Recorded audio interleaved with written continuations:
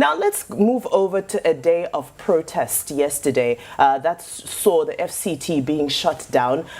Reports say that the southeast was also largely shut down. It was a quiet day, not necessarily protest, but more of a quiet day in the southeast. Now we ask ourselves, where are we going?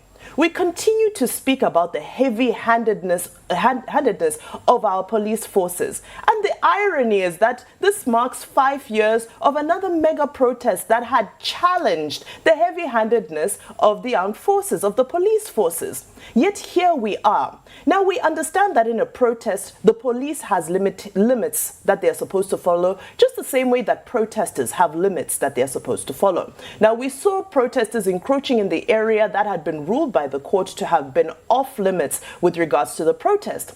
Was the best way to reinforce the fact that those areas were off limits, was the best way to fire bullets and to spray tear gas in the nation's capital? We ask ourselves, the rules of engagement, what governs them? When you're dealing with protesters who are unarmed, we watched it. They were unarmed. And they're now having to run for their lives, even though they're engaging in a peaceful protest. And I know the police have spoken and they've said that, well, they were encroaching in an area that was off limits. But we now say that, was that the correct use of force in that instance?